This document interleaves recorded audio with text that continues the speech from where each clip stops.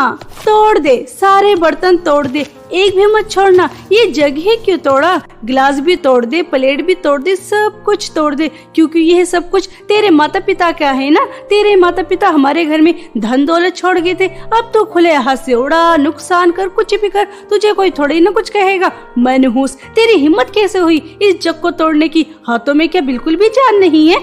मेहंदी लगा कर रखी है। मनहूस, इतना बड़ा नुकसान कर दिया मेरा। मामी जी माफ कर दीजिए, आगे से ख्याल रखूंगी, आपका कोई नुकसान ना हो। लेकिन मेरी आपसे प्रार्थना है, कृपया करके आप मेरे माता पिता के बारे में ऐसा मत कहिए, मुझे बहुत तकलीफ होती है। वो अब इस दुनिया में नहीं है, कृपया करके उनका पीछा छोड़ दीजिए। आपको जो भी कुछ कहना है मुझे कहिए ना। मेरे सामने जबान चलाएगी? एक तो तूने मेरा इतना बड़ा नुकसान कर दिया और ऊपर से मुझसे कह रही है कि मैं तेरे माता पिता को कुछ कहूँ भी ना। उन्हें कुछ नहीं कहूंगी तो किसे कहूंगी? उनकी मृत्यु के बाद तो मनहूस मेरे घर में आकर रहने लगी, जिसे मैं एक फुटी आंख नहीं चाहती। आज तो तुझे मैं माफ कर देती हूँ, लेकिन अगर आज के बाद तूने कोई भी नुकसान किया तो देख लेना मैं तेरा क्या हाल करूंगी। अपने पैरों पे चलने के लायक नहीं छोड़ूंगी, सोच लेना। इसलिए सोच समझ कर काम कर, ध्यान लगा कर काम कर। मनहूस, क्या यार मम्मी, सुबह सुबह इतना ज्यादा शोर। मम्मी, मैं हॉस्टल से छुट्टियों में घर पर क्यों आती हूँ?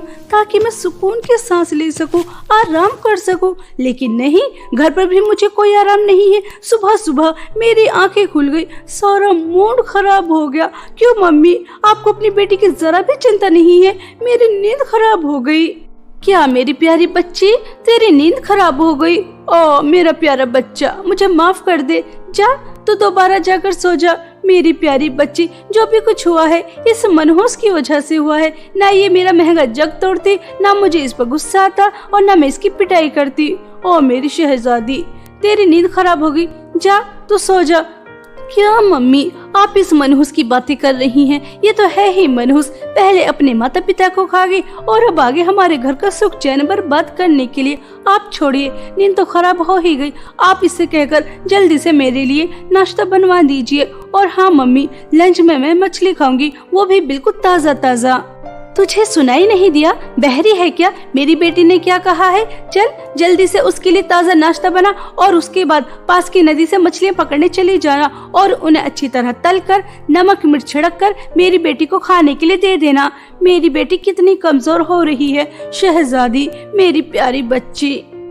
बेचारी शीतल सावित्री और काव्या के लिए नाश्ता बनाती है। तभी शीतल को अपने माता पिता की याद आ जाती है। उसकी आंखों में आंसू छलक उठते हैं। अगर आज मेरे माता पिता से जिंदा होते तो वो भी मुझे इसी तरह से लाड प्यार कर रहे होते जैसे कि मामी काव्या दीदी को करती है। उनके कितने ज्यादा नखरे उठाते हैं। जिनके माँ बाप नहीं होते उनके साथ जैसा मेरे साथ होता है ऐसा ही होता है। उन्हें प्यार के दो बोल भी नसीब नहीं होते, ऐसे ही ठोकरों में रोटी मिलती है। अपना अपना नसीब। ऐसा सोचकर शीतल अपने आंसू साफ कर नाश्ता डाइनिंग टेबल पर लगा देती है और उसके बाद घर की सारी सफाई कर कर बर्तन धोकर कपड़े धोकर काव्या के लिए ताज़ा ताज़ा मछलियाँ पकड़ने के लिए चली जाती है। बेचारी शीतल के पास चप्पल भी नहीं थे, वह नंगे पैर ही मछलियाँ पकड़ने जाती है कि तभी रास्ते में उसके पैर में कांटा चुभ जाता है। अरे ये क्या हो गया? लगता है कांटा चुभ गया। कितनी जोर से चुभा है। बहुत ज्यादा दर्द हो रहा है। खून भी कितना ज्यादा निकल गया और यहाँ से नदी भी कितनी ज्यादा दूर है। कैसे जाऊँ? अगर समय पर मछलियाँ पकड़कर घर नहीं लेकर गई तो मामी की पिटाई अलग से और कई दिन तक खाना भी नहीं देंगी। अरे नदी तक कैसे जाऊँ? कैसे मछलियाँ पकड़ूं? ये क्या हो गया?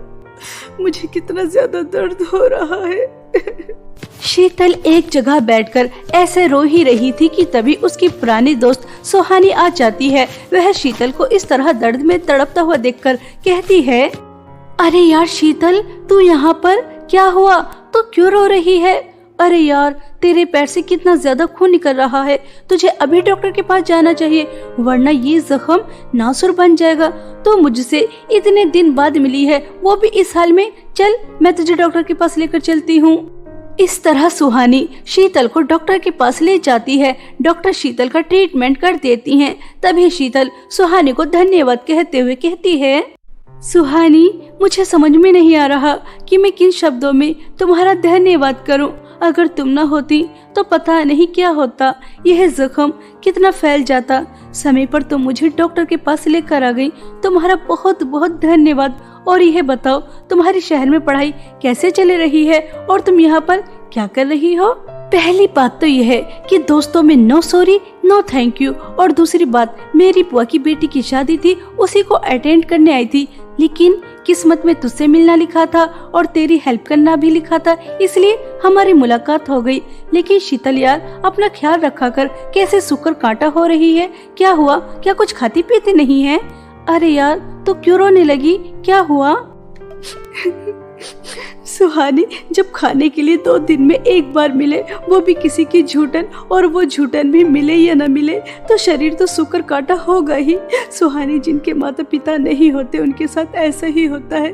तुझे पता है, मेरे माता पिता मुझे छोड़कर चले गए और मैं मेरी मामी के साथ रहती हूँ। वह मेरे ऊपर बहुत अत्याचार करती है, मुझे मारती है, पीटती है, घर का सारा काम कराती है और खाने के लिए भी 2 दिन में एक बार ही देती है, वो भी अपने आगे का बचा कुचा, और अगर गलती हो जाए तो वो खाना भी छीन लेती है। ऐसे ही दुखों की भरी जिंदगी में जी रही हूँ। मेरे ऊपर वाले से प्रार्थना है कि कोई भी बच्चा अनाथ ना हो, उसके माता पिता उसे कभी छोड़कर ना जाए। अरे यार, अंकल आंटी के बारे में सुना, बहुत दुख हुआ। तो बहुत कठिनाई वाली जिंदगी जी रही है। 1 सेकंड, फोन आ रहा है। जी बुआ, हाँ बस आ रही हूँ। जी बस आ रही हूँ। शीतल, अपना ख्याल रखना, अगर किस्मत में हुआ तो हम दोबारा मिलेंगे। अभी मुझे जाना होगा, ठीक है? अपना ख्याल रखना। शीतल सुहानी से मिलकर बहुत ज्यादा खुश होती है। उसके माता पिता के इस दुनिया से जाने के बाद कोई उसके दिल का हाल जानने वाला उसे मिला था। शीतल घर चली जाती है, लेकिन घर पर तो सावित्री और काव्या दोनों आग बबूला होकर बैठी थी, क्योंकि उन्होंने शीतल को मछलियाँ लेने भेजा था। इतनी देर बाद शीतल घर पहुँची और ऊपर से उसके हाथ में मछलियाँ भी नहीं थी। तभी सावित्री बेचारी शीतल की बहुत ज्यादा पिटाई करती है और उसके बाल खींचती है। मामी जी, मेरे बाल तो छोड़िए, मुझे बहुत दर्द हो रहा है, कृपया करके मेरे बाल छोड़ दीजिए। मैं जानती हूँ कि आप दोनों बहुत ज्यादा गुस्सा है कि मैं आपके लिए मछलियाँ क्यों नहीं लेकर आई, लेकिन मैं आपको बताती हूँ। यह देखिए, मैं मछलियाँ पकड़ने जा रही थी, लेकिन मेरे पास चप्पल नहीं थे, जिस वजह से मेरे पैर में चोट लग गई। मैं डॉक्टर के पास गई, उसे दिखाया, इतना समय हो गया। जब मछलियाँ पकड़ने गई तो मछली नहीं मिली। मामी जी, मैंने आपको सब कुछ बता दिया, अब तो मेरे बाल छोड़ दीजिए, मुझे बहुत दर्द हो रहा है।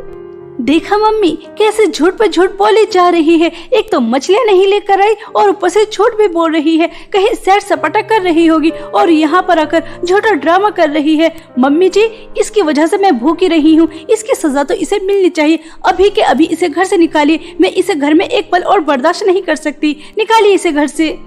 मामी जी, मुझे घर से बाहर मत निकालिए, मैं कहाँ जाऊंगी? आपके सिवा मेरा और कोई सहारा नहीं है। मुझे घर से बाहर मत निकालिए, मैं आपके पैर पड़ती हूँ, प्लीज मुझे घर से बाहर मत निकालिए।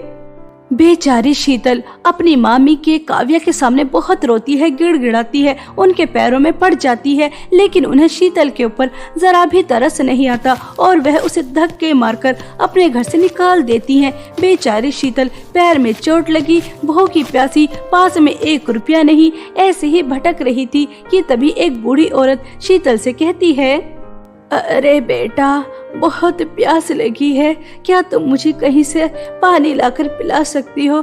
मुझसे चला नहीं जा रहा। शीतल आसपास देखती है तो उसे एक कुआं नजर आता है। शीतल तुरंत उस कुएं से पानी लेकर आती है और उस बूढ़ी औरत को पिला देती है। वह बूढ़ी औरत पानी पीकर शीतल को चमचमाती सुंदर सैंडल देते हुए कहती है, बेटा, तुमने मेरी मदद की, एक प्यासे की प्यास बुझाई, इसलिए तुम्हें इनाम तो मिलना चाहिए। यह मेरी जादुई सैंडल हैं, इनका जादू अद्भुत है। एक बार इन्हें पहन लेना, तुम्हारे पैर में चोट लगी वह तुरंत ठीक हो जाएगी। और हाँ, इन्हें पहनकर तुम एक बार दिन में कूदना तो तुम्हें एक सोने का सिक्का मिलेगा, जिसकी मदद से तुम अपना जीवन अच्छी तरह से व्यतीत कर सकती हो। बेटा, एक बात का ध्यान रखना, दिन में सिर्फ तुम्हें एक बार ही कूदना है। अगर तुम जादुई सैंडल से लालच करोगी और ज्यादा बार कूदोगी तो तुम्हारी हाइट बिल्कुल कम हो जाएगी, इसलिए लालच मत करना। ठीक है बेटा। बूढ़ी औरत की बातें सुनकर शीतल खुश हो जाती है और वह जैसे ही जादुई सैंडल पहनती है तो उसके जख्म बिल्कुल ठीक हो जाते हैं और वह एक बार कूदती है तो उसे एक सोने का सिक्का मिलता है, जिसे देखकर शीतल और भी ज्यादा खुश हो जाती है और वह सोने के सिक्के को बेचकर अपने लिए खाना लेकर आती है और पेट भरकर खाती है। और ऐसे ही रोज रोज एक बार जादुई सैंडल पहनकर शीतल कूदती है और सोने के सिक्के इकट्ठा करती है। उसके पास जादुई सैंडल के जादू की मदद से बहुत सारे सोने के सिक्के इकट्ठा हो जाते हैं। वह अपने लिए एक बहुत बड़ा घर ले लेती है, एक बहुत बड़ी गाड़ी, और वह एक शहजादी वाली जिंदगी जी रही थी। ऐसे ही एक दिन शीतल अपनी बड़ी गाड़ी में कहीं घूमने जा रही थी कि तभी सावित्री और काव्या की नजर शीतल के ऊपर जाती है। मम्मी, क्या जो मैंने देखा वो आपने भी देखा? क्या उस बड़ी गाड़ी में वो नौकरानी शीतल मनहूस थी जिसे हमने धक्के मारकर अपने घर से बाहर निकाला था? मुझे तो विश्वास ही नहीं हो रहा, इतनी बड़ी गाड़ी में अकेली घूम रही है।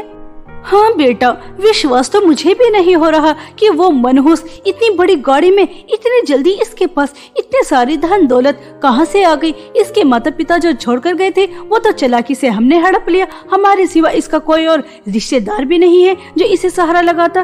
फिर इसके पास इतनी सारी धन दौलत कहाँ से आई? बेटा, कुछ दाल में काला है, पता लगाना पड़ेगा। इस तरह दोनों माँ बेटी शीतल इतनी ज्यादा अमीर कैसे हो गई, यह पता लगाने के लिए शीतल को ढूंढती हैं और कुछ समय बाद उन्हें शीतल का घर पता भी चल जाता है। शीतल का आलीशान घर देखकर दोनों माँ बेटी की आंखें खुली की खुली रह जाती हैं। दोनों बिल्कुल मासूम बन जाती हैं और शीतल से कहती हैं, अरे मेरी प्यारी बेटिया, तुझे हमने कहाँ कहाँ नहीं ढूंढा। गुस्से में मैंने तुझे घर से बाहर तो निकाल दिया, लेकिन मेरी प्यारी बिटिया, तुझे भरोसा नहीं होगा, लेकिन मैंने तुझे बहुत ढूंढा। मेरी आत्मा मुझे सोने नहीं दे रही थी, कह रही थी कि सावित्री जा शीतल को ढूंढ कर लेकर आ, बेचारी अकेली कहाँ भटक रही होगी। और जैसे ही मुझे तुम्हारा पता चला, यहाँ दौड़ी दौड़ी तुम्हारे पास आ गई। मुझे माफ कर दो मेरी प्यारी बिटिया। हाँ शीतल, मम्मी बिल्कुल ठीक कह रही हैं। हमने तुझे बहुत ढूंढने की कोशिश की, हमने तेरे साथ बहुत गलत किया, हो सके तो हमें माफ कर देना। मामी, काव्या दीदी, आपको मुझसे माफी मांगने की जरूरत नहीं है। आप दोनों मुझसे बड़ी हैं और आपको अपनी गलती का एहसास भी हो गया, इसलिए प्लीज आप मुझसे माफी मत मांगिए। मामी जी और काव्या दीदी, आप ऐसे फटे हाल में क्यों हैं? क्या हुआ? आपके पास तो बहुत सारी धन दौलत थी। बेटा, तुमसे क्या छुपाना, अब हमारे पास कुछ नहीं बचा। तुम्हारे मामा का बिजनेस बिल्कुल डूब गया, हमारा घर भी बिक गया।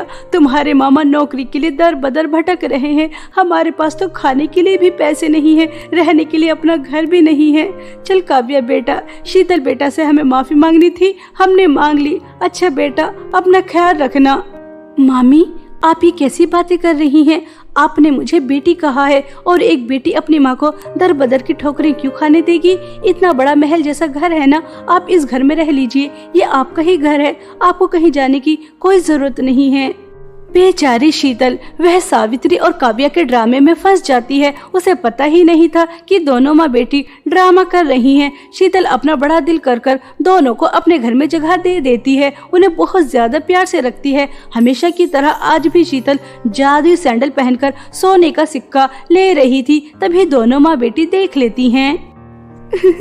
देखा मम्मी, हमारे यहाँ आने का कितना ज्यादा फायदा हुआ है। हमें पता चल गया कि इस मनहूस के पास क्या है, यह जादुई सैंडल, इसके जादू से सोने का सिक्का मिलता है। सोचिए, अगर यह जादुई सैंडल हमें मिल जाए तो हम कितने ज्यादा अमीर हो जाएंगे। हम ऐश करेंगे, ऐश।